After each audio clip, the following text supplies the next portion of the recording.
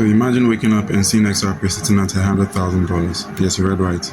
Not $1, not $10, not even the mythical $589, but $100,000. At first, you think someone hacked a coin market cap. Then you check again and again, but nope, something unbelievable has happened. So today we are diving into a wild but surprisingly logical scenario where XRP hits $100,000. And it all unfolds through four unstoppable mega trends shaping the new global financial system. Buckle up, because this one's part of economics, part sci-fi, part for prophecy. Let's get into it. The first way through which XRP reaches $100,000 is tokenization of real-world assets. Every asset you can think of, real estate, stocks, bonds, carbon credits, gold, oil, fine arts, your uncle's old Toyota, gets tokenized and moved on digital ledgers. How big is this market? $1.4 quadrillion globally.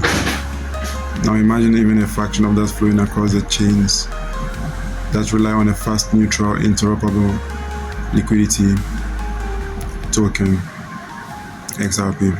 As institutions tokenize real estate, they need cross-chain liquidity. Debt markets need settlement tokens. Supply chains need instant clearance. Derivatives need atomic swaps. Everywhere tokenization grows, something needs to be the inverse translator of value. So XRP becomes a liquidity highway for tokenized assets, the visa of digital value. And once you have trillions of assets needing tiny silvers of XRP for settlement, demand goes vertical. The second way is through distributed ledger technology, the infrastructure flip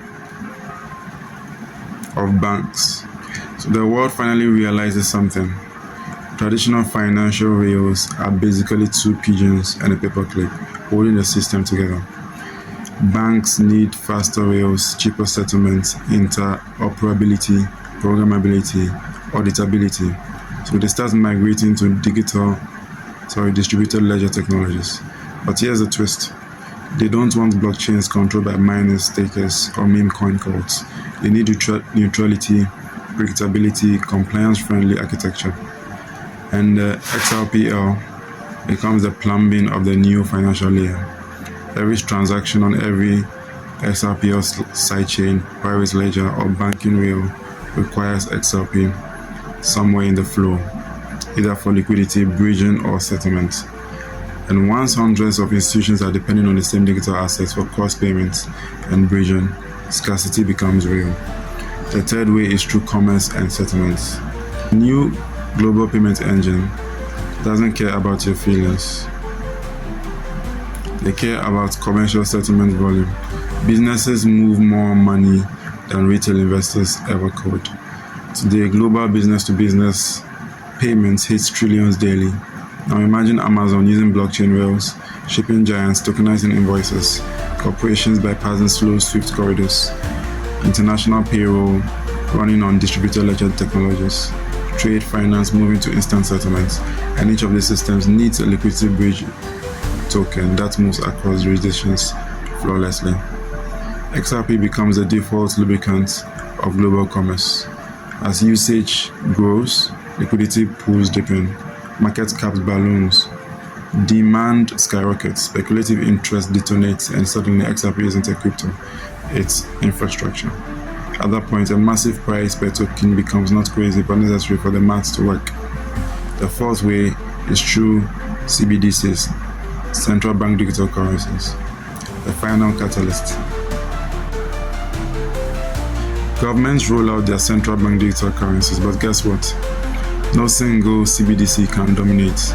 They must interoperate. So the US dollar needs to talk to the euros needs to talk to the Canadian dollar, Canadian dollar needs to talk to the naira needs to talk to the cedis, and none of these wants to rely on each other's currencies.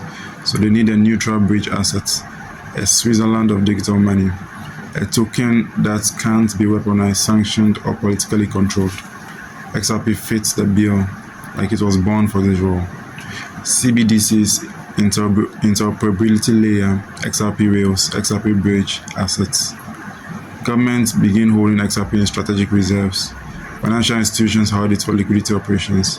Banks use it for cross-currency CBDC swaps. At that point, the price doesn't just rise, it re-rates to global utility valuation. So this is the math on how $100,000 becomes possible. In this prophetic but not too prophetic scenario, trillions in tokenized assets move daily, quadrillions settle yearly, central bank digital currencies use XRP for balance for bridging, global commerce relies on XRP rails, institution owes XRP as a reserve asset, liquidity needs force a higher price per token. To support multi-trillion-dollar daily flows, XRP must be priced extremely high so that the network can settle massive values with minimal friction. A high price isn't a luxury, it's a function of utility. At that point, $100,000 XRP is no longer a moonboy fantasy, it's a logical consequence of scarce supply, massive liquidity, demand deep institutional integration, and global financial migration to distributed ledger technologies. Okay guys, let me know what price you think XRP will reach in the next 5 years.